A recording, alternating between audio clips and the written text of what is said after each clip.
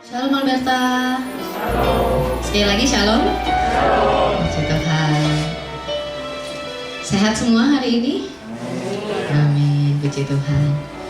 Oke, saya berikan waktu beberapa saat ya, masih ada waktu 1 menit untuk kita bersatu dulu sebentar. Kita mau bersyukur kepada Tuhan.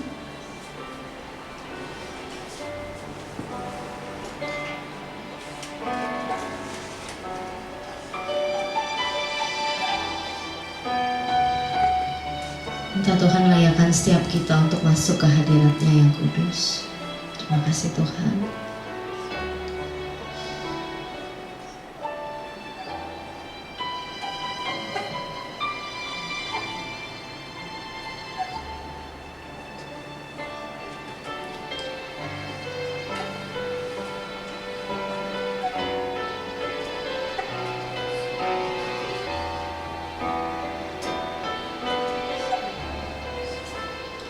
Terima kasih Yesus untuk pengorbanan-Mu sehingga setiap kami bisa dilayakkan untuk masuk ke hadirat-Mu Tuhan.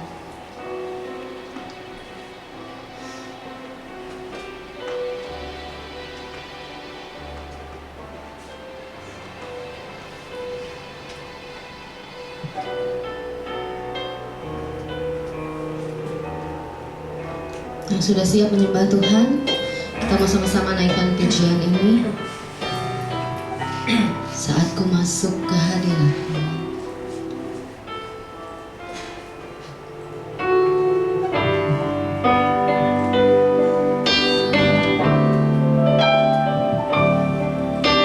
Saat ku masuk ke hadirat-Mu, bawa persembahan ke tempat kudus-Mu. Pujian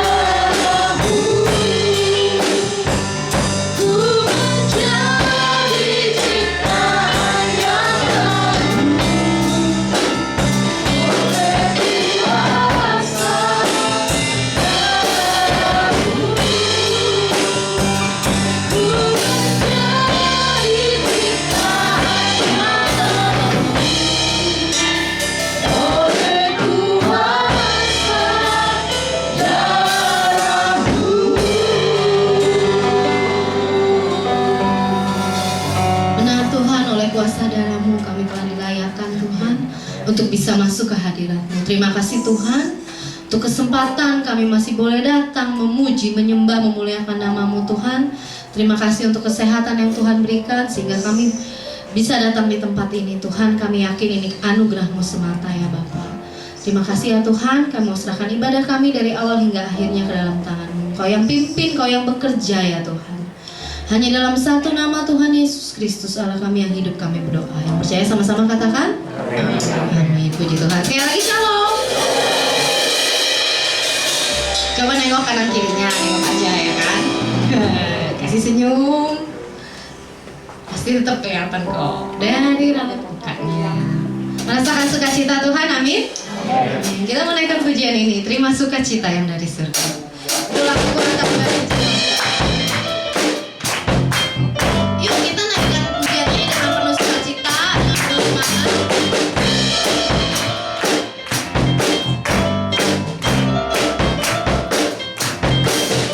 Terima sukacita surga, itulah kekuatan bagi jiwa.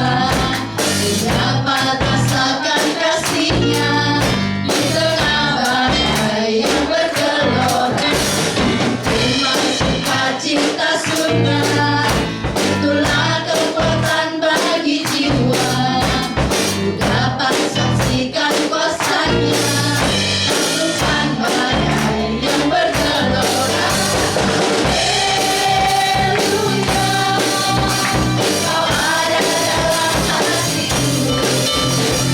Kata-kata semangatku, takkan hilang kepadaku. Haleluya, Ku mau bersorak bagiku. Sukacita sudah nyata penuhiku. Terima sukacita. Terima sukacita surga, itulah kekuatan bagi jiwa. Dapat rasakan kasih-Nya di tengah badai yang bergelora. Terima sukacita surga, itulah kekuatan bagi jiwa. Dapat saksikan kuasa-Nya taklukkan badai yang bergelora. Haleluya, Kau ada dalam hatiku. Takkan patah semangatku, takkan hilang kepadaku. Haleluya, Ku mau bersorak bagiku. Sukacita sudah nyata penuhiku. Haleluya, Kau ada dalam hatiku. Takkan patah semangatku, takkan hilang kepadaku. Haleluya, Ku mau bersorak bagiku. Sukacita sudah nyata penuhiku. Boleh angkat tangannya, saudara? Haleluya, Kau ada dalam hatiku. Takkan patah semangatku, takkan hilang kekuatanku. Haleluya, Ku mau bersorak bagiku. Sukacita sudah nyata penuhiku. Sukacita sudah nyata. Sukacita sudah nyata. Sukacita sudah nyata. Sukacita sudah nyata penuhiku.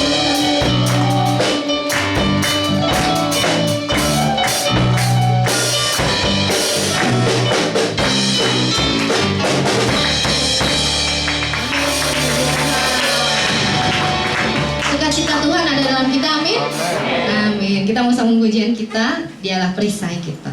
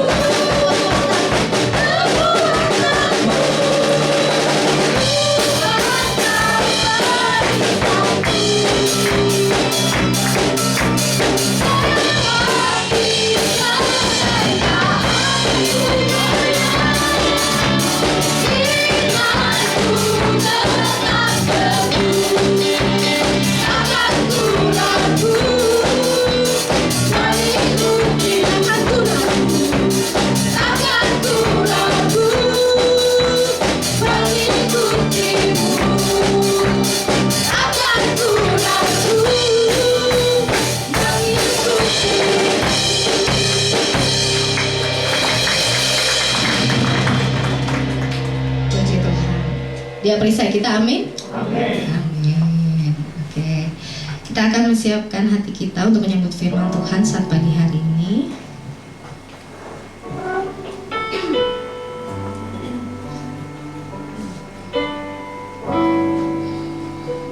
Kita mau tenangin diri kita.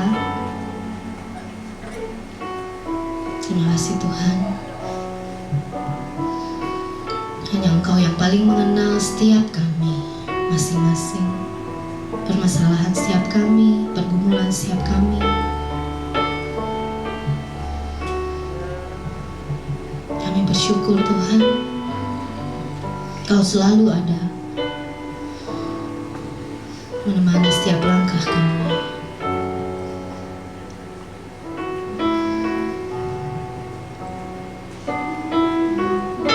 Biarlah saat pagi hari ini setiap kita seperti rusa yang haus merindukan firman Tuhan, sungai-Mu Tuhan.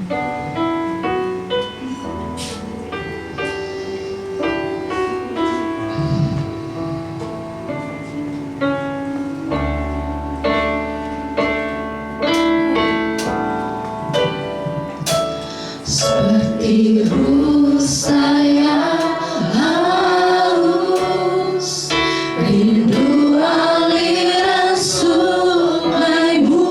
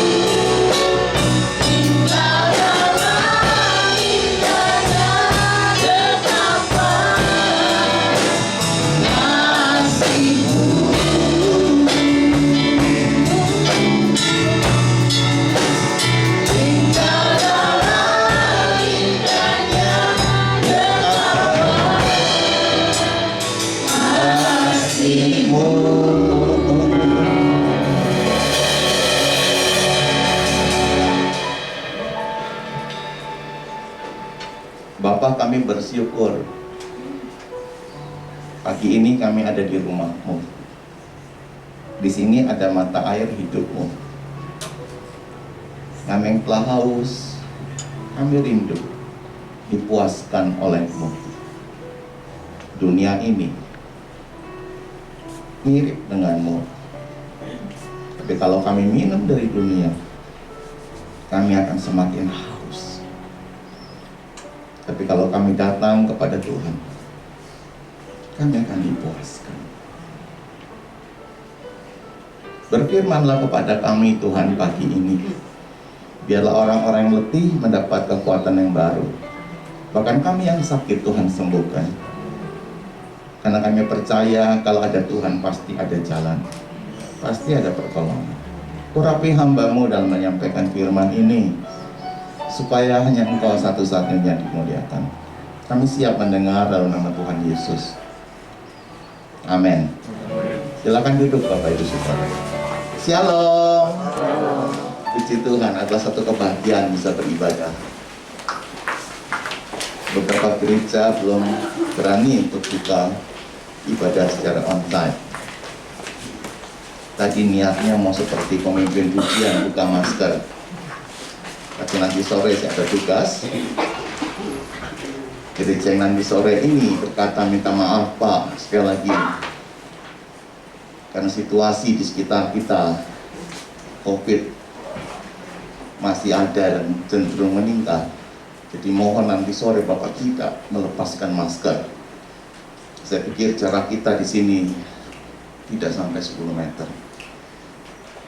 Nanti gereja yang sore saya berhadapan dengan jemaat lebih dari 15 meter. Yang seperti itu saja meminta supaya masker tidak dilepas. Jadi minta maaf, saya izin tetap pakai masker. Di luar kita orang sudah begitu euforia membuka masker. Saya baru pulang dari Mentawai kemarin. Di Mentawai tidak pakai masker. Di Padang lebih banyak yang buka. Tapi lagi sekali situasi di luar kita belum terjamin bebas COVID. Mari bersama-sama kita akan memperhatikan firman Tuhan pada hari ini. Sumber bacaan saya ambil dalam kitab Efesus pasal yang ke-6. Ayatnya yang pertama sampai dengan yang keempat. Dan untuk itu kalau tidak keberatan, kita akan membacanya bergantian. Efesus pasalnya yang ke-6 ayat 1 sampai 4. Saya akan baca ayat yang pertama, Bapak Ibu ayat 2. Nanti kita berselang-seling dan pada ayat yang keempat kita membacanya serentak. Efesus pasal yang ke-6 ayat 1 sampai 4. Saya akan mulai lebih dulu. Hai anak-anak, taatilah orang tuamu di dalam Tuhan, karena haruslah demikian. Silakan. Hormatilah ayah yang menjadi ibumu. Ini adalah suatu perintah yang penting, seperti yang nyata dari janji ini. Supaya kamu berbahagia dan panjang umurmu di bumi bersama. Dan kamu bapak-bapak, janganlah bangkitkan amarah di dalam hati anak-anakmu, tetapi didiklah mereka di dalam ajaran dan nasihat Tuhan. Amin. Yang berbahagia tentu pada saat pagi ini adalah yang membaca firman Tuhan, menyimpan baik-baik di dalam hati, dan yang melakukannya. Gereja Bethel Indonesia seragam hampir sebagian besar memakai tema yang sama sepanjang tahun 2022, tahun kesehatan rohani. Tiap bulannya berubah-ubah, dan untuk Juni kesehatan keluarga. Setiap kita yang hadir di tempat ini berasal dari sebuah keluarga, karena kita pernah dilahirkan. Kita bukan jadi dari tanaman atau dari batu, tapi karena ada orang tua yang bersekutu melahirkan keturunan, dan kita adalah orang. Untuk minggu ini saya mengambil subtema sikap hormat dan kasih dalam keluarga, dalam konteks adalah orang tua. Jadi kalau begitu sikap hormat dan kasih kepada orang tua. Walaupun rambut saya sudah putih, saya sudah punya anak besar seperti ini, tapi saya masih punya orang tua, berarti status saya tetap anak. Ini sebuah khotbah tematik. Mari sama-sama kita belajar 3 alasan hormat dan mengasihi orang tua. Seorang sahabat mengatakan kalimat indah, memang orang tua bukan Tuhan, namun menjadi salah satu pintu yang bisa membuka berkat Tuhan tercurah. Jadi memang orang tua bukan Tuhan, tapi dia bisa membuka. Dia seperti pintu, sehingga berkat Tuhan bisa tercurah. Jadi kalau pintu itu terpaksa mesti menutup, berkatnya nggak bisa tercurah. Dan kita nggak bisa terima. Pak, biar saya salah mendurhaka, tapi masih diberkati. Saya mau kasih tahu, pintunya nggak benar-benar kebuka. Itu cuma rembesan doang. Kalau andai kata kamu beres, pintunya terbuka sempurna, itu seperti air bah, keluarnya besar sekali. Mari bersama-sama kita perhatikan 3 alasan hormat dan mengasihi orang tua. Perhatikan di bacaan kita ayat 2. Ini adalah suatu perintah yang penting. Jadi kalau begitu alasan kita hormat dan mengasihi orang tua, karena itu adalah hukum Tuhan, bukan maklumat gembala semata-mata, bukan keseragaman perintah. Kalau kita masih sinode, mungkin di tempat lain, karena paus yang berkata, oh enggak. Itu hukum Tuhan. Hai anak-anak, dibuka dalam ayat 1. Berlaku kepada semua anak, saudara. Kok kepada semua anak? Betul, kepada semua anak. Dimulai dengan saya. Walaupun saya sudah jadi ayah, tapi karena masih ada orang tua, saya tetap anak. Walaupun sudah punya cucu, tapi saya masih punya orang tua, tetap status saya sebagai anak. Walau saya hadir sebagai anak sambung, zaman dulu disebut anak tiri. Walaupun sebagai anak sambung, tetap saya adalah anak. Dan saya punya orang tua, jadi status itu tidak mengubah. Walaupun saya ditemukan di tepi jalan dan kemudian dibawa pulang oleh seorang keluarga, dan saya dibesarkan sebagai anak adopsi, lagi sekali saya adalah anak. Dan saya punya orang tua, walaupun orang tua sambung. Walaupun saya status sebagai anak adopsi, tetap ada orang tua. Walaupun statusku cuma sebagai mantu, tapi engkau menikahi seorang suami yang punya orang tua, dan status dia adalah anak, dan itu mama, tapi dia mertuaku. Tetap karena engkau menikahi anak engkau sebagai anak, dan engkau wajib untuk menganggap dia sebagai orang tuamu. Jangan mentang-mentang karena mantu kita ambil jarak, dan ini membuat mengapa rumah tangga kita nggak bisa harmonis. Tapi kalau sudah menikahi anak orang, resiko kita melebur tetap menjadi satu keluarga, dan kita akan terhisap sebagai anak dan dia orang tua.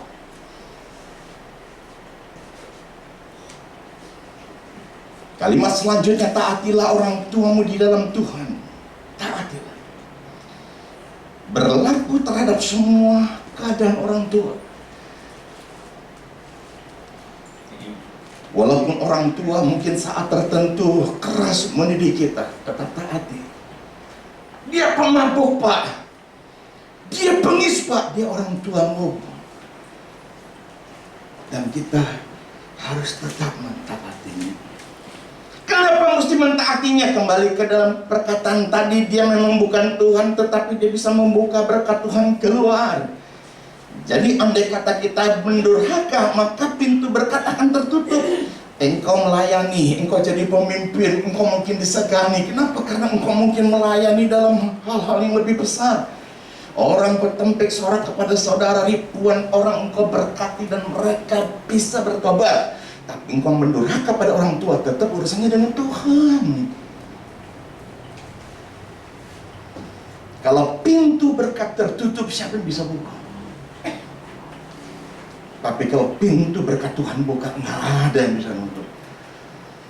Dikucilkan, ditendang, diasingkan, tapi kalau Tuhan berkenan memberkati, nggak ada yang bisa halangi. Yang setuju bilang amin. Amin. Ada. Berlaku terhadap semua keadaan orang tua, walaupun dia keras mendidik kita. Kalau pendeta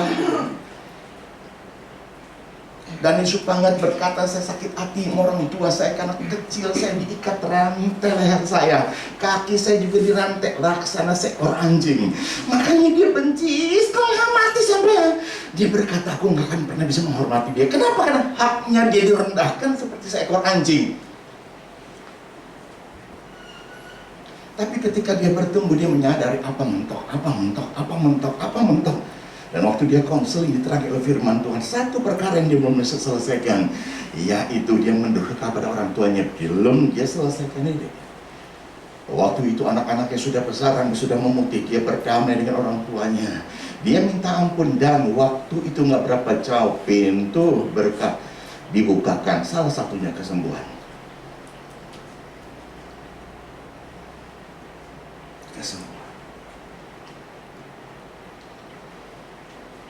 Jadi berlaku terhadap semua keadaan orang tua, walaupun dia sudah nggak produktif, udah nggak lagi menjabat sebuah perusahaan, udah nggak lagi bisa menghasilkan income, di rumah terus tiap hari seperti saya,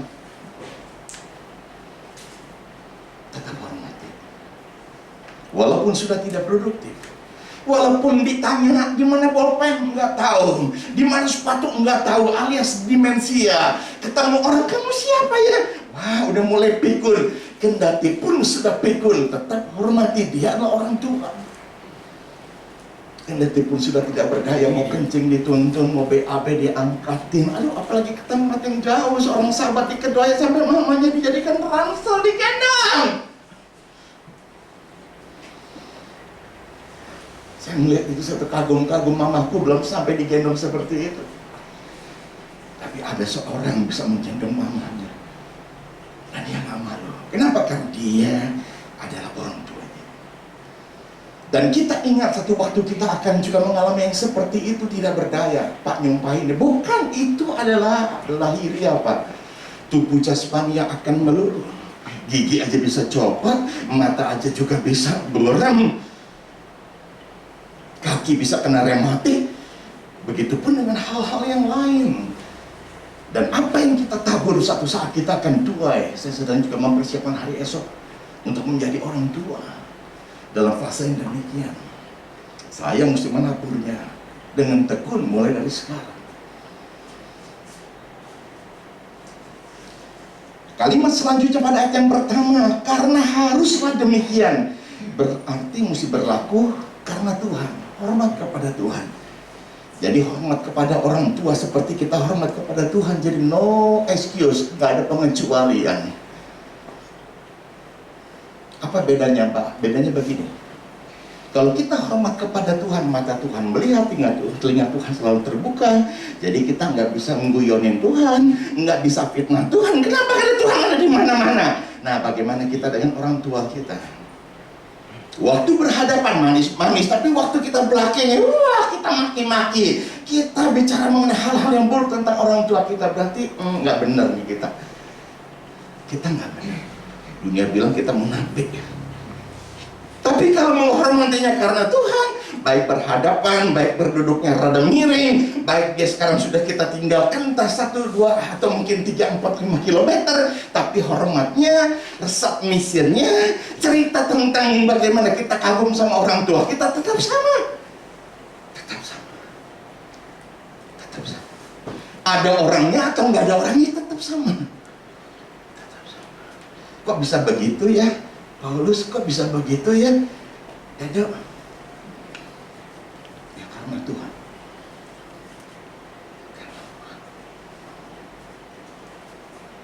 Satu saat orang akan bercerita sama orang tua kita tanpa kita sadari, anak lo tuh begitu luar biasa kalau cerita dulu. Dia kaget. Berarti manisnya bukan hanya di dia, tapi di orang lain pun ceritanya sama. Beberapa kasus orang berkata, Pak, sorry nih ya, bukan karena ada orangnya Pak, yaitu Bapak, saya berani ngomong tentang Bapak, bahwa Bapak itu baik. Bukan karena itu Pak. Jadi artinya dia ingin jamin bahwa apa yang dia sampaikan sebentar ini, berapa detik kemudian, itu adalah hal yang sama yang akan dia ceritakan juga ke orang lain. Dia berkata, Pak, bukan karena ada Bapak saya cerita, jadi saya mau ngejilat. Saya berkata, cerita apa tuh? Dia ceritakan, aduh hati saya jadi dung.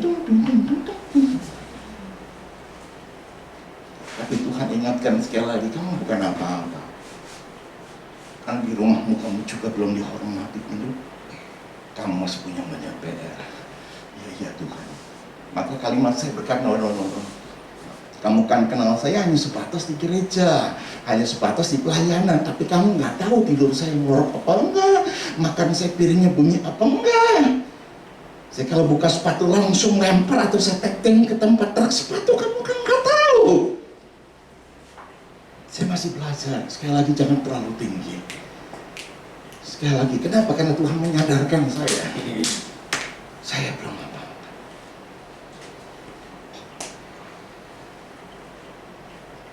Mari kita melangkah dalam hal yang kedua. Judul khotbah ini adalah kita sedang belajar sikap hormat dan kasih kepada orang tua. Ada 3 alasan kita hormat dan mengasihi orang tua. Yang pertama, karena itu hukum Tuhan. Mari yang kedua, bacaan kita pada ayat 2 dan 3 seperti yang nyata dari janji itu. Jadi kita alasannya adalah menghormati dan mengasihi orang tua karena ada upahnya dari Tuhan. Jadi kalau begitu hormat dan mengasihi orang tua di masa sekarang, aduh, pastikan ada janji yang Tuhan sudah siapkan buat kita, upah. Enggak sia-sia. Ada orang berkata, lu dapat berapa? Enggak dapat apa-apa. Kerja bakti kalau gitu. Tapi dalam hal ini kita enggak. Tuhan janjikan upah. Pasti lebih hebat dari dunia. Coba kita tengok. Pada ayat yang ketiga diperkatakan agar kita ini bisa bahagia di bumi. Siapa sih yang nggak kepengen bahagia di bumi? Seorang yang bisa membacakan sajaknya aku, dia berkata aku mau hidup 1000 tahun lagi. Ya nggak nyampe, maksimal cuma 969. Tapi kalau bahagia pengen hidup lama. Tetapi beberapa kasus berkata lebih baik aku mati. Kenapa nggak bahagia? Namun yang kita inginkan siapapun saudara, sebagai orang besar, orang menengah atau orang kecil, sebagai rohaniwan atau jemaat awam, sekali lagi semua orang menghendaki bahagia. Dan itu adalah satu upah. Kalau kita hormat kepada orang tua, kita akan bahagia. Saya melalui kota Padang, saya bahagia. Dikelilingi oleh orang-orang yang begitu mengasihi saya. Saya kemudian menyeberang ke Mentawai, baru turun dari perahu, dikelilingi oleh teman, Pak Hendi. Dan seorang berkata, Pak Hendi, saya Toso. Iya, selamat pagi Toso. Tapi saya nggak kenal Toso. Kamu dari siapa? Dari Pak Nelson, Pak. Oh, saya kenal Pak Nelson. Iya Toso. Kenapa? Pak, saya mesti mengawal Bapak sepanjang ada di Mentawai. Wah, mengawal bagaimana caranya? Disediakan mobil, Pak. Wah, saya nggak bawa mobil, tapi ada mobil plat merah pula. Jadi saya seperti pejabat. Amin. Saya berkata sama Nelson, Pak minta maaf, cuman bertanya supaya kita nggak saling salah. Sekali lagi Pak minta maaf. Apakah saya mesti isi bensin ya? Ini penting. Pertalite 7650 di Mentawai, 1 km dari garis pantai itu sudah 10.000. Masuk ke dalam lagi bisa 11.000. Masuk lebih sulit lagi, tentu mobil udah nggak bisa menjangkaunya, bisa harga 12.000. Jadi setiap titik tidak sama harganya. Dan saya juga mesti cocokkan kantongnya. Betul dapat mobil, betul dapat sopir, tapi isi bensin sendiri. Dan kalau uang nggak menjangkau, maaf lebih baik kena angin, kena debu ya, kayak gitu. Jangan misi kalau takut, minta maaf. Tapi jawaban teman saya adalah, Pak Hendi minta maaf, semua sudah saya cover. Jadi Bapak jangan isi bensin, itu udah sediakan Bapak. Terima kasih. Pak, sekali lagi Pak, saya nggak mau diganggu atau mengganggu atau juga saling bergantung dengan orang lain. Pak Nelson tahu saya bergeraknya cepat di mana-mana. Minta maaf Pak, bolehkah serah kunci? Kurang ajar. Serah kunci. Jadi saya akan pakai sebebas-bebasnya. Di sana saya mau nginap 2 hari. Pindah ke kampung saya mau nginap 1 hari. Saya mau bebas. Serah kunci Pak. Teman saya berkata, Pak, diantarkan, Bapak ditinggal aja. Bapak mau pulang, kasih kabar. Kalau ada sinyal, kalau nggak ada sinyal cuma diantar. Pulangnya jalan kaki. Saya berkata, kenapa Pak? Dia bilang ini plat merah. Nggak boleh orang lain yang menguasainya. Kalau sampai nginap. Kalau begitu siap. saya ikut petunjuk. Mau makan pun begitu Pak, sudah disiapkan di warung ini. Saya bawa satu anak muda mungkin seukuran Pau, umurnya 30-an. Siapkan uang, habis makan bayar. Mau bayar, pemilik warung berkata, sudah Pak, sudah dari mana? Sudah dipesenin, jangan diterima bayaran. Oh gitu makanya tadi nambah. Jadi saya bilang, kok bisa membuat suasana begitu rupa? Tapi lagi sekali mamaku berdoa. Ketua Yayasan Sanku sebelum aku terbang mendoakan. Hari Minggu terakhir aku khotbah di Muara Karang, Bapak Gembala taruh tangan di kepalaku untuk mendoakan aku. Kenapa? Dia adalah otoritas. Sebelum aku berangkat ada gembala sidang seniorku yang membuat aku bergelar pendeta. Dan aku berkata, Pak Yo, aku sebentar masuk pesawat, izinkanlah berdoa buat aku. Dan dia melepaskan berkat. Jadi di belakangku ada mamaku, di belakangku ada ketuaku, di belakangku ada gembala seniorku, di belakangku ada hamba Tuhan telah menumpang tangan di kepalaku. Jadi saya berkata, aku nggak sendiri, berkat mengikuti aku. Yang setuju bilang amin.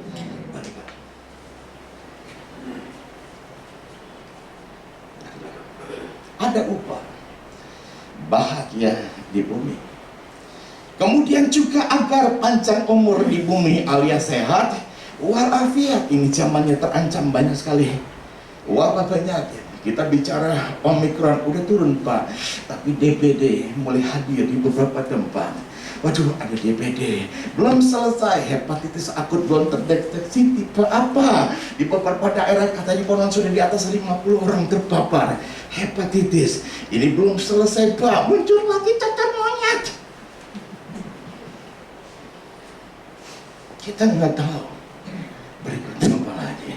Kita nggak berdoa memintanya, tapi karena ada yang salah di mata Tuhan alias dosa, kejahatan manusia yang terjadi di antara bumi ini, maka akibat dosa ada salah satunya adalah kesakitan, dan itu akan terus terjadi. Aku nggak mau, aku tolak dalam nama Yesus. Tapi kalau engkau ada dalam satu perahunya Yunus, engkau nggak bisa menghindar, goncangnya akan tetap ada, dan kita akan tetap merasakannya. Cipratan air lautnya akan membasahi baju kita. Bahkan beberapa seperti teman saya kemarin, wah air lautnya bagus, dan kapal mulai meninggalkan pelabuhan 500 meter, 700 meter, dan saya berkata, duduk. Kenapa? Ini badai. Cedak, ceduk, cedak, ceduk. Kita nggak boleh bilang begini, enak, enak. Saya pastikan nggak sampai 1 jam kamu pasti tumpah. Kenapa saya sedang bernubuat? Tidak, saya nggak sedang bernubuat, tapi saya sudah sering di situ. Jadi akibatnya SOP-nya saya tahu, sebelum masuk ke kapal perut harus penuh. Ketika di kapal udah ada, tidur aja tidur. Dan baru saya ngomong seperti itu, ABK sudah membagikan kantong muntah, alias dia tahu kita belum ada di 10 mil dari garis pantai, tapi ombak putih-putih seperti angsa sudah menjadi petanda. Tapi ini belum hujan gede, tapi ombak di situ sudah dikasih tahu itu akan ada badai. Kenapa sih bawa dia anak ini? Karena ada perjanjian, kamu harus ikuti SOP. Siap, duduk ya.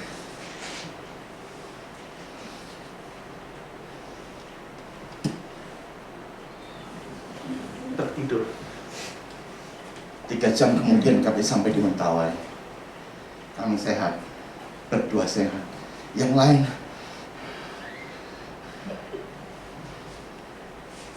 Tuhan janji pelihara kita asal kita belajar taat. Pak, Mentawai kayak apa sih? Ya, Mentawai itu indah. Katanya ombaknya, jangan ingat ombaknya, ingat indahnya. Amin. Karena sambil jalan kalau kita turutin nasihat, anak saya dua-duanya sudah ke Mentawai. Bahkan mereka berdua ini lebih dari 2 kali. Jadi kalau saya bicara seperti ini, maka mungkin Daniel yang bisa lebih cerita. Satu waktu di rombongan kita ada orang baru. Wah, ombak kayak begini kan biasa mancing. Nah, yang dulu di pelabuhan Pulau Seribu, lu biasa kayak gitu pasar ikan. Tapi ini laut bebas, laut lepas. Laut Hindia, ini ganas. Dan saya mendapatkan data tentang ini.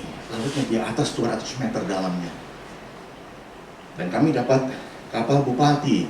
Dan waktu itu badai, jeruk.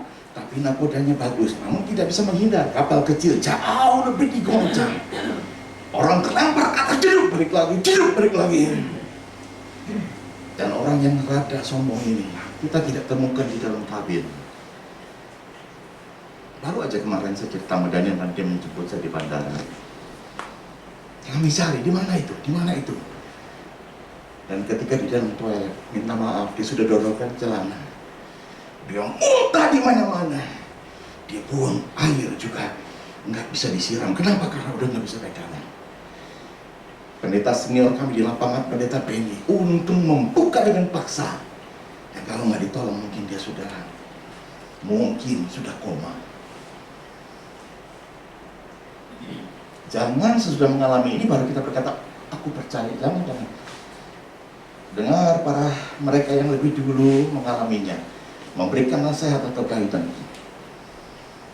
Belajar tidak harus dari kesalahan, tapi belajar cukup dari kesalahan orang lain. Berikutnya, apa yang Tuhan janjikan upahnya? Kalau tadi sehat dan walafiat, karena ada berkat Tuhan membuat kita bisa mengalaminya. Agar diberkati keturunan kita di bumi. Siapa sih yang nggak pengen rumah tangga punya anak? Beberapa orang pasangan berkata, saya mah nggak mau punya anak. Salah, ini udah menyimpang dari firman Tuhan. Firman Tuhan berkata bersatulah, dan Tuhan berkati mereka beranak cuculah. Ya, jadi punya anak itu sesuatu yang menjadi bagian daripada penggenapan janji Tuhan. Jadi kalau ada orang menikah setahun, 2 tahun, 3 tahun, 4 tahun belum punya anak, tetaplah percaya satu saat akan punya anak. Yang setuju bilang amin. Entah anak sambung, entah anak adopsi, entah anak kandung, pokoknya anak. Pokoknya anak. Apakah mesti mungkin? Lah, standarnya kan tuh Abraham sama Sarah, itu standarnya, itu nilai ekstrimnya. Abraham nyaris 100 tahun, Sarah nyaris 75 tahun. Itu udah menok, itu nggak menok, bukan menok, menok. Masih bisa punya anak. Jadi adalah hal yang lumrah. Temen lu umur 52 masih melahirkan. 52, oma gua 75 masih melahirkan, apa nih? Nah, kalau sampai itu terjadi, maka digenapilah kita punya keturunan. Jadi kalau kita hormat kepada orang tua seisi rumah, juga akan saling menghormati. Kalau kita hormat kepada orang tua, maka seluruh anak pun akan saling melayani satu dengan yang lain. Dan kalau kita hormat pada orang tua, maka semua orang pun akan mengikuti teladan kita. Kendati pun tidak serumah lagi, dia berkomunitas dengan orang lain dan orang tua, maka dia juga akan menghormatinya. Alangkah indahnya. Kalau kita jadi orang tua, dia bukan anak kita, tapi om, tante, biar om sayang, ambilin sepatunya, taruh di rak. Ya ampun Tuhan, aku juga bisa, tapi biarin om. Nah, ini anak muda yang saya bawa ini hampir rata-rata berkata, Om Hendy biar Ransel dan tantenya yang saya bawa. Saya bilang saya bisa. Kasih ke saya. Jadi dia sudah ada ransel di belakang, ransel saya ditaruh di depan. Dia tenteng kiri, tenteng kanan, dalam hati puji Tuhan. Tapi dalam sisi lain, ini luar biasa. Hatiku nggak berkata demikian, diberkatilah orang yang hormat sama aku, yang memberkati aku. Tapi aku berkata, kenapa firman-Mu seperti Alkitab berkata, kalau ada seorang hambaku dikasih air secangkir aja, firman Tuhan berkata disuruh menjamu seorang malaikat, tanda lain hamba, tanda lain malak, tanda lain utusan, tanda lain hamba Tuhan. Jadi kalau begitu, kalau ada orang yang melayani kita dengan secangkir air aja, maka berkat seorang hamba Tuhan, berkat seorang utusan tumpah sama dia. Dan bukan segelas, bisa seember, dan bukan seember, bisa sebab, 2 bab, 3 bab, tergantung ketulusannya. Dia melayani. Betapa indahnya upah ini. Mari kita tutup dengan hal yang terakhir dalam bacaan kita dari 3 alasan. Ini alasan terakhir pada ayat yang keempat. karena mereka telah mendidik dengan kasih Tuhan. Jadi kita boleh ada sebagaimana ada hari ini, jangan lupa yang membentuk kita bukan seorang dosen, bukan hanya seorang guru. Pak, dulu saya di gereja GBI Alberta, Bapak Gembalanya, ampun, wise. Aku berkata puji Tuhan. Maka kalimat kedua, bagaimana dengan Bapakmu? Rotan. Dia laksana seorang tentara. Kalau kita bicara tegas itu positif, tapi kalau bicara tentang dia sadis, maka aku akan berkata, kalau engkau bisa jadi seperti Nak, di gereja enggak 1 harian, maksimal 3 jam. Di sekolah juga tidak 1 harian, tapi di rumah nyaris setengah hidup kita ada di situ. Yang lain setengah dibagi-bagi, tapi di rumah kontinu setengah dari 1 hari, setengah dari hidup kita itu ada di rumah.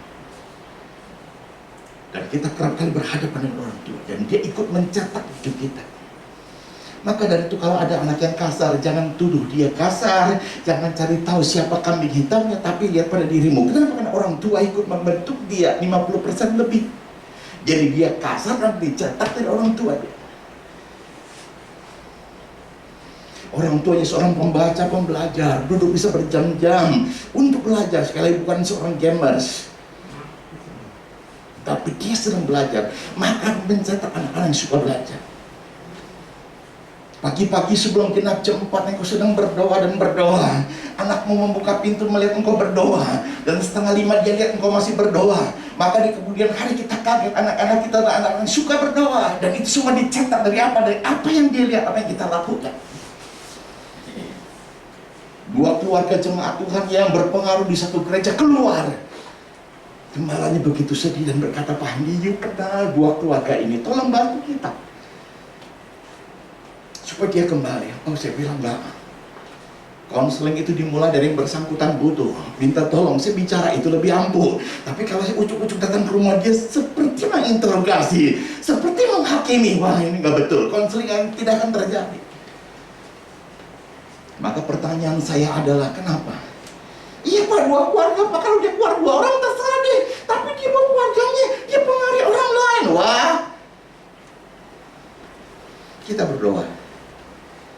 Mungkin satu saat dia akan hubungi saya, baru di situ saya akan gali, saya akan explore kenapa terjadi. Tapi kalau disuruh ucuk-ucuk datang, no, saya nggak punya kepentingan.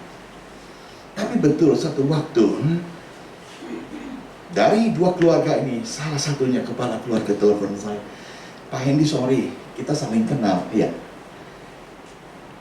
Adakah Bapak Gembala saya cerita tentang kita kalau kita sudah keluar? Jadi seperti dia ngebatin ada sesuatu yang pasti diceritain. Saya bilang secara jelas tidak, tapi secara garis besar iya. Karena kalau dihitung-hitung Pak, 20 orang yang keluar. Dia bilang iya. Sebenarnya kami nggak mau keluar Pak Hendy. Wah, kenapa keluar? Nah begini Pak, secara sederhananya aja. Dia ngajar tapi dia nggak melakukan Pak. Oh, yang mana itu? Saya akan skip, saya akan rahasiakan, tidak akan buka identitasnya, pendetanya siapa, dari gereja apa, ini orang namanya Yesus. Enggak, ini sebuah konseling. Tapi saya beritahu di meja ini supaya kita semua belajar. Dan kalimat yang mengejutkan, dia ngajar tapi dia nggak lakukan hal apa. Boleh saya dengar? Iya Pak, jujur, kudus, tapi gereja sekarang panggil PLN supaya puterannya dilambatin. Memang gereja kita kalau bayar listrik di atas 10 juta dan kolektor sekarang sedang menurun, puluhan apa lagi. Jadi gembala saya merasa bebannya terlalu berat, dan ada di sini koneksi dengan PLN dan minta supaya putaran listriknya bukan dengan doa, tapi minta putarannya diperlambat. Dan kita kaget Pak, kalau untuk kasusnya namanya kekurangan saja membuat dia gelisah, bahkan membuat dia kompromi dengan dunia. Bagaimana dengan hal yang lain, misal pembukuan dengan keuangan, tidak diumumkan lagi sekarang di gereja karena takut katanya dikejar tukang pajak.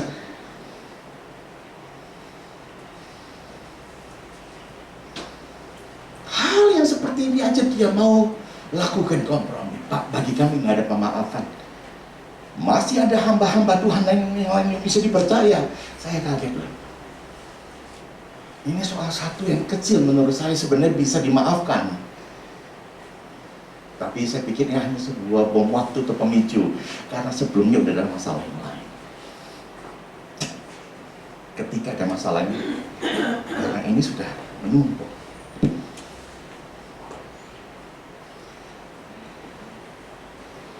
Kita berada di bagian akhir karena mereka telah mendidik dengan kasih Tuhan, yaitu sebagai pribadi yang memberi teladan, ada perkataan dan kamu. Jadi betapa pentingnya orang tua memberi teladan, dan itulah yang akan mencetak anak-anak kita di masa depan. Kalimat selanjutnya bapak-bapak. Kenapa nggak ibu-ibu? Karena urapan turun dari atas. Kepala itu gambaran bapak-bapak, turun ke janggut, ke leher, jubah sampai ke kaki. Jadi keteladanan dimulai dari seorang ayah. Teman saya di misi berkata, kalau anak itu nakal pasti karena bapaknya, tapi kalau anak itu pintar pasti karena emaknya. Enak aja, Eka juga ikut ngajarin gitu saya. Tapi artinya bagaimana karakter buruk itu tercetak? Karena bapak. Hal yang terakhir dalam bagian ini pada ayat 4, didiklah mereka di dalam ajaran dan nasihat Tuhan. Didiklah mereka. Jadi sebagai pribadi yang mendukung kita dekat Tuhan. Boleh les ini, boleh kursus ini, boleh bimbel ini, boleh bimbel itu, tapi jangan lupa satu yang penting, bawa anak kita dekat kepada Tuhan. Gak jauh dari gereja ini, saya ingat almarhum Pendeta Yakub Nahawai berulang-ulang berkata, dua warisan terpenting di rumah tangga kita kepada anak-anak kita itu 2 I. Yang pertama adalah iman, yang kedua adalah ilmu. Kita boleh menyekolahkan mereka, investasikan mereka ke hal-hal yang besar, tidak salah. Tapi kalau imannya keropos, gampang frustrasi. Nggak jauh dari tempatnya Astra.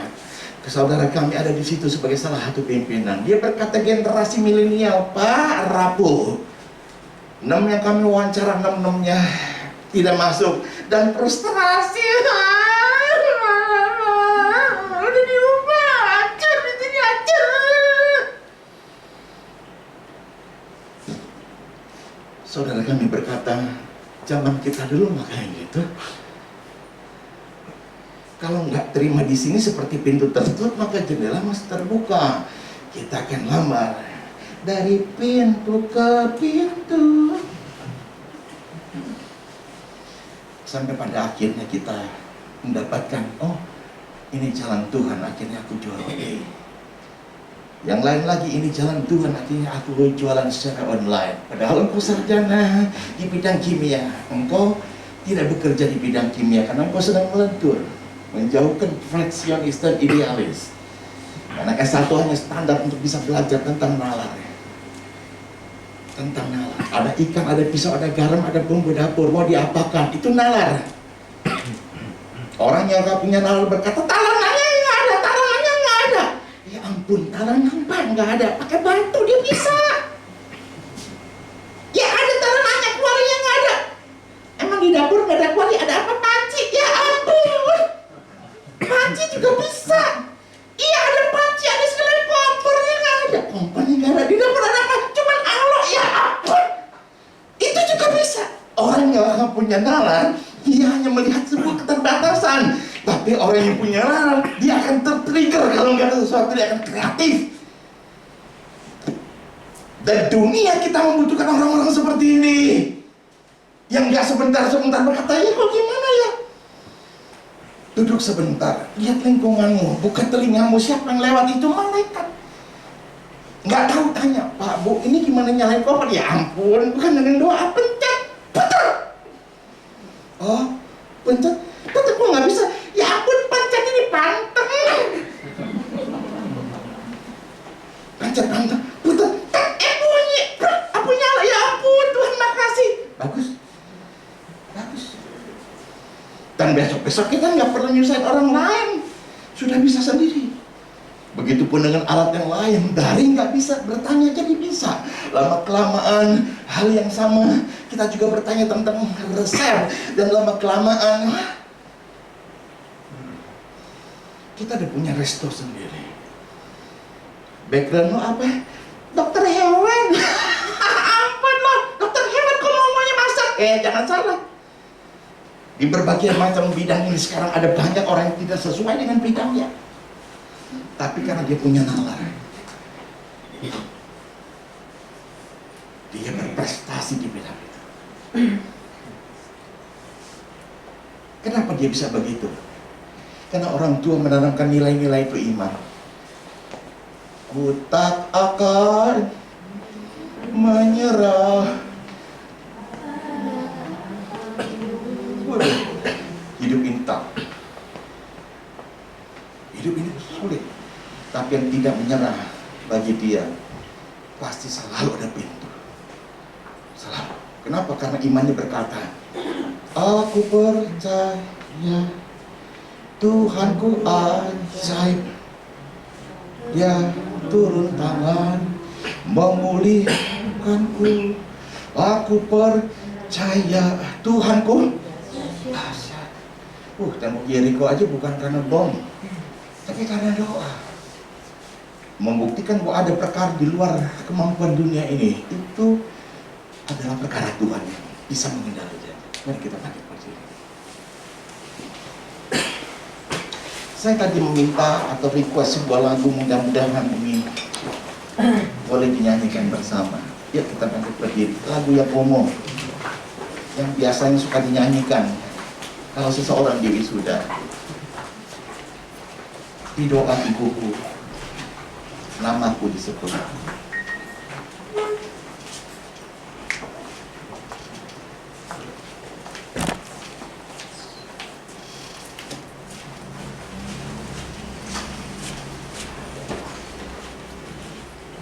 Di waktuku masih kecil, ya kita angkat pujian dulu.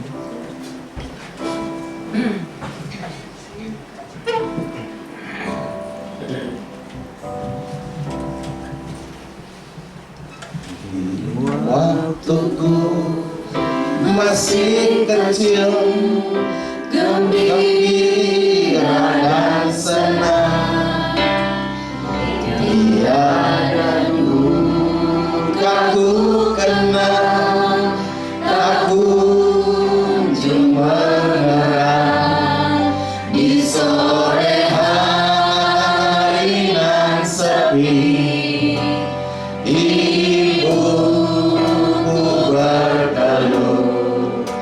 sujud berdoa, aku dengar namaku disebut. Doa ibuku, namaku disebut. Di doa ibuku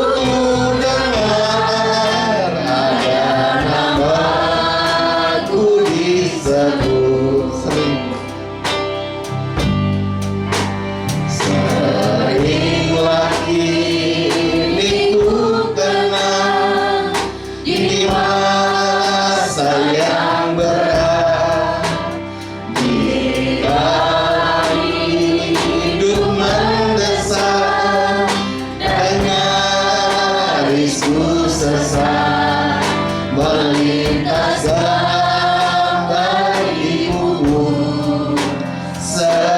Sewaktu berteduh kembali sayupku dengar namaku disebut. Di doa ibuku, namaku disebut. Di doa ibuku dengar ada namaku disebut.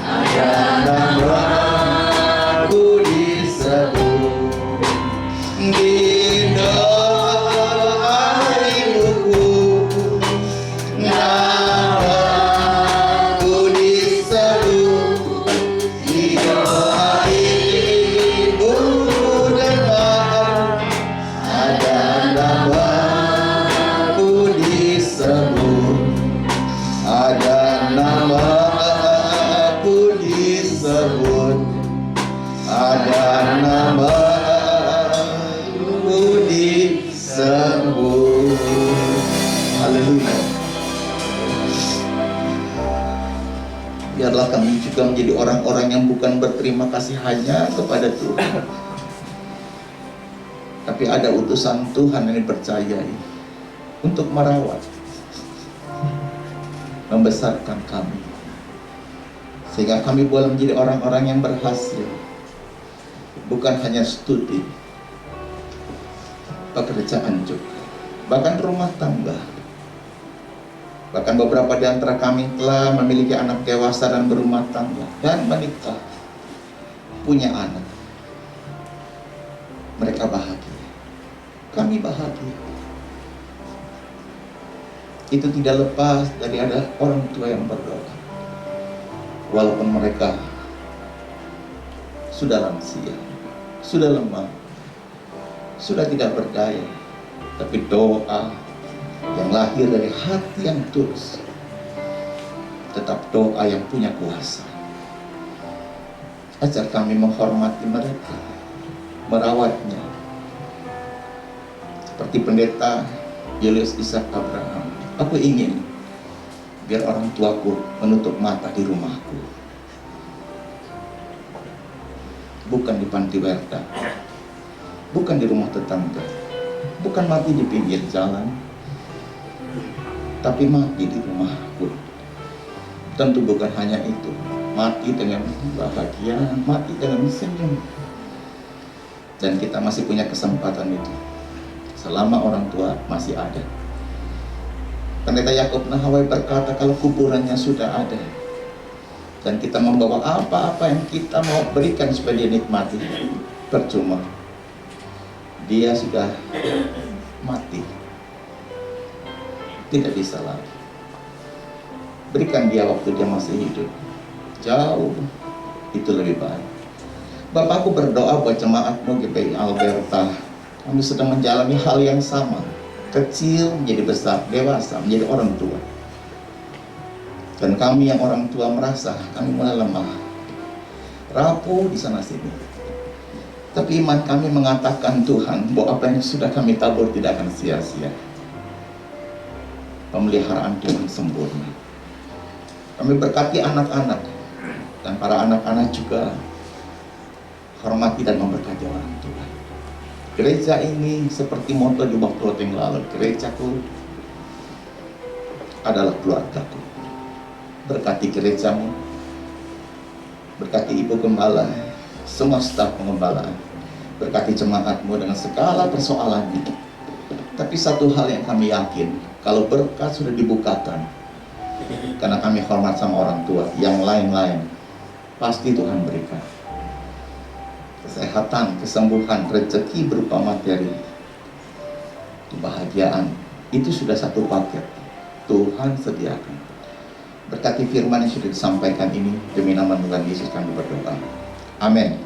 Silakan duduk Bapak Ibu.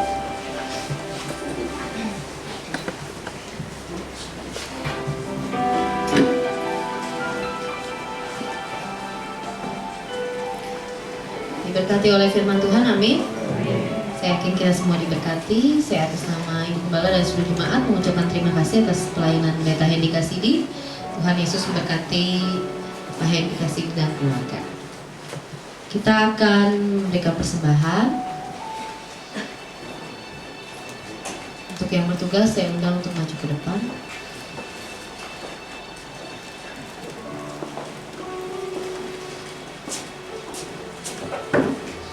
Dengan kasih, hadiahkan yang mulia ini untuk berdoa untuk persembahan kita.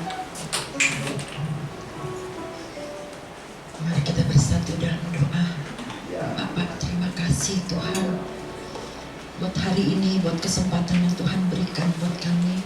Kami boleh bersekutu dengan Engkau. Kami sudah dilayakkan untuk memuji, menyembah-Mu Bapak. Bahkan mendengar suara-Mu lewat hamba-Mu Bapak Pendeta Hendy Kasidi. Biarlah ajar kami Tuhan untuk mengasihi orang tua selagi mereka masih ada. Tuhan, saat ini juga kami diberi kesempatan untuk memberi. Bapak, ajar kami untuk memberi dengan hati yang tulus dan penuh sukacita. Karena kami tahu kalau kami dapat memberi, itu semua juga datang daripada-Mu. Ajar kami Tuhan memberi dengan hati yang tulus dan penuh sukacita. Biar setiap rupiah yang ada Tuhan boleh berguna bagi hormat kemuliaan nama-Mu. Memberkati kedua hamba-Mu Tuhan, Ibu Tri dan Bapak Budiman Tuhan, sebagai kolektan pada hari ini dengan berkat yang khusus. Terima kasih Bapa, terpujilah nama-Mu. Dalam nama Yesus kami berdoa dan mengucap syukur. Haleluya. Amin.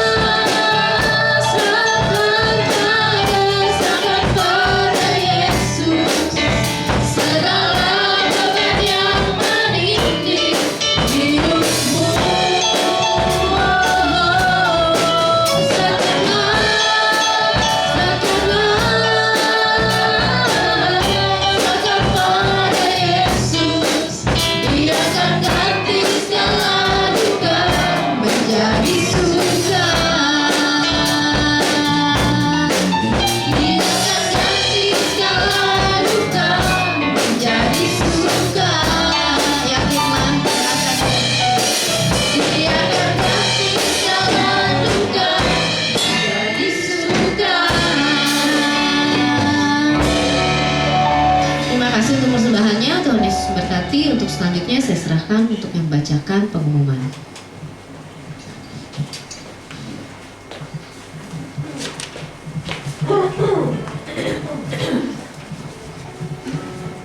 Shalom. Puji Tuhan kalau hari ini kita bisa tetap beribadah dan kita juga sudah diberkati oleh kebenaran firman Tuhan.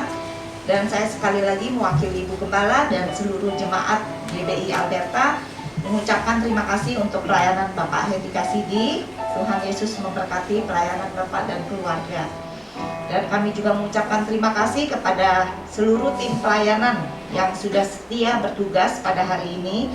Tuhan Yesus memberkati. Dan untuk jemaat bisa mengikuti setiap kegiatan gereja kita melalui warta digital yang dikirimkan di WA Group GBI Alberta, terutama untuk para pelayan supaya bisa lebih memperhatikan tugas jadwal tugas yang ada supaya bisa tahu gitu ya untuk minggu depan petugasnya bisa dilihat di layar depan. Dan setelah ibadah raya ini akan diadakan sekolah minggu jam 10.30 biar kita bisa bawa anak-anak sejak kecil mereka bisa mengenal dan percaya kepada Tuhan Yesus. Untuk kebaktian WBI kaum wanita diadakan hari Selasa tanggal 21 Juni ini akan dilayani oleh pendeta Hana Willing. Untuk kebaktian EYT remaja hari Sabtu jam 6 sore akan dilayani oleh PDP Felix G. Komala. Untuk minggu depan 26 Juni kita masih akan mengikuti ibadah umum tetap jam 8 pagi yang merupakan gabungan ibadah pagi dan sore. Dan firman Tuhan akan disampaikan oleh PDM Wiwi Karta Elia. Untuk laporan ibadah minggu lalu, tanggal 11 Juni, EYT hadir 12 orang, kolekte sebesar Rp207.000. Dan tanggal 12 Juni, untuk ibadah raya hadir 48 orang, kolekte Rp1.469.000. Tanggal 12 Juni, untuk sekolah minggu hadir 7 orang, dengan kolekte sebesar Rp155.000. Dan WBI tanggal 14 Juni yang lalu hadir 11 orang dengan kolekte Rp207.000. Keluarga besar GBI Alberta mengucapkan selamat ulang tahun kepada Ibu Tri Haryani yang berulang tahun tanggal 20 Juni. Besok ya, pantes hari ini ngejreng. Siap-siap ya Bu Tri. Siapin kadonya ya buat saya semuanya. Selamat ulang tahun, Tuhan Yesus memberkati. Amin. Dan juga Diaken Syanti Devi yang ulang tahunnya tanggal 23 Juni. Ya, silakan berdiri, mungkin soalnya duduknya paling belakang biar lihat semua. Selamat ulang tahun, Tuhan Yesus memberkati. Untuk ibadah ucapan syukur ulang tahun GBI Alberta kedua-dua akan diadakan pada hari Minggu tanggal 24 Juli jam 4 sore dengan pengkhotbahnya Pendeta Maringan Tampu Bolon. Jadi tolong ditulis di agenda masing-masing tanggal 24 Juli supaya nggak terlewatkan. Kita ibadah jam 4 sore ya, jadi bukan jam 8 pagi seperti biasa karena ada ucapan syukur ulang tahun.